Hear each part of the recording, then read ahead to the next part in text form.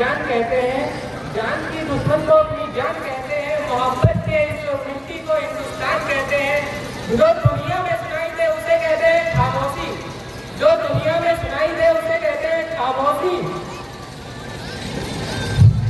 जो आंखों से दिखाई दे उसे तूफान कहते हैं।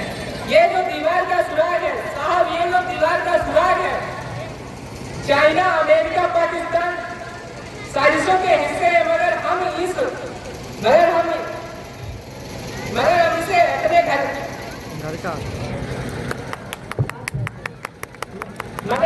अपने घर का रोशनदान कहते हैं, रोशनदान कहते हैं। परंतु महोदय, प्रधानाचार्य महोदय, अध्यापक विद्यालय प्रांगण में उपस्थित सम्माननीय अतिथिगण, मैं आयुष गणतंत्र दिवस के उपलक्ष्य पर राष्ट्र निर्माण और देश प्रेम पर अपने शब्द प्रस्तुत करना चाहूंगा। आजादी का असली मतलब वही जानता है जिसने गुलामी की हो। हम सब सौभाग्यशाली हैं कि हमारा जन्म स्वतंत्र भारत में हुआ। यूं तो आजादी की चिंगारी 1857 में ही जल चुकी थी, जो बरसाल बनकर 1947 में हमारे देश को आजाद करवाई।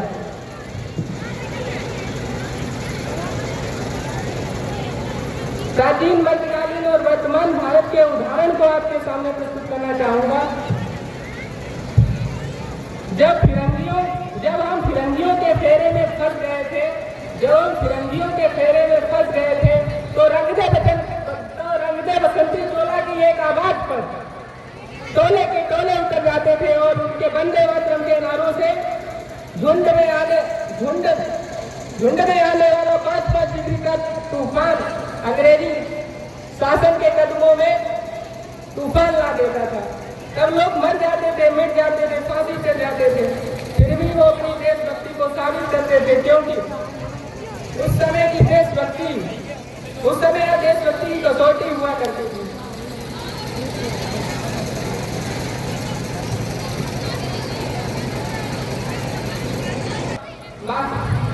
मैं नहीं मानता कि व्हाट्सएप, फेसबुक की डीपी को तिरंगे से रंग देना ही देशभक्ति है।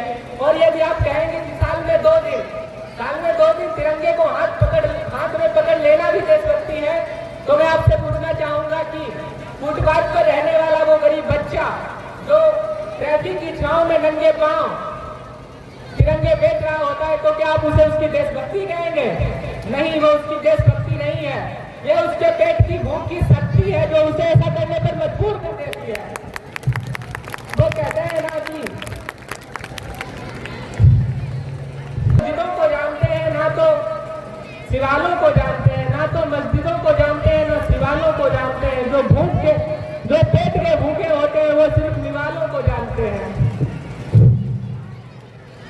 और हम एक ऐसे भारत में और हम ऐसे एक समाज में रहते हैं जहां पत्थर की मूरत को लगते हैं 56 भोग, और रात में भूखे नंगे तड़पते सो जाते हैं लोग।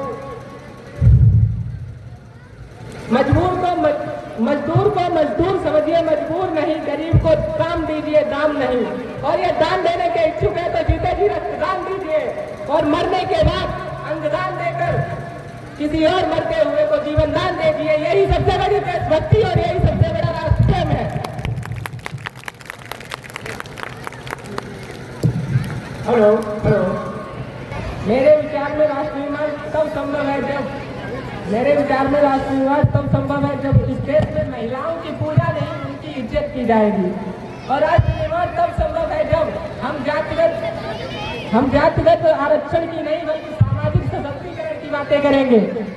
बड़ी बड़ी बातें नहीं, छोटी छोटी घोषणाएं करनी होंगी, क्योंकि ठोकरे पत्थरों से नहीं पहाड़ों से मिला करते हैं। I being an Indian, I being a student, I being a citizen of this motherland, feel proud to be an Indian। और मैं सैल्यूट करना चाहूँगा हमारे देश की सीमा पर खड़े रहना चाहूँगा हमारे देश की पुलिस को, प्रशासन को।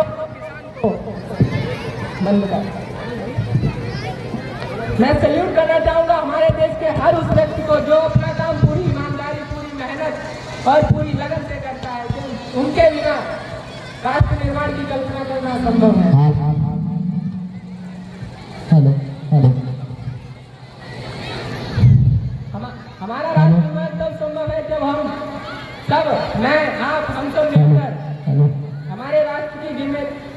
राष्ट्र की जिम्मेदारी नहीं है कि हमें आगे ले जाए, बल्कि हमारी जिम्मेदारी है कि राष्ट्र को आगे ले जाना, हेलो हेलो हेलो तेजी से हमारे वतन को आगे ले क्या जाना। लेके और अंत में बस इतना कहना चाहूंगा, तेजी से 5 तक महान है और महान रहेगा हमारा हिंदुस्तान, महान है और महान रहेगा तेजी से और 5 तक होगा अगर बुलंद हौसला सभी की रगों में, होगा अगर बुलंद हौसला तो सभी की रगों में, तो एक दिन सारा जहां जय हिंद कहेगा, सारा जहां जय हिंद कहेगा, क्योंकि सारे जहां से अच्छा हिंदुस्तान हमारा, हम बुलबुलें हैं इसकी, वो है गुलसितां हमारा। जय हिंद, जय भारत, वंदे मातरम। हेलो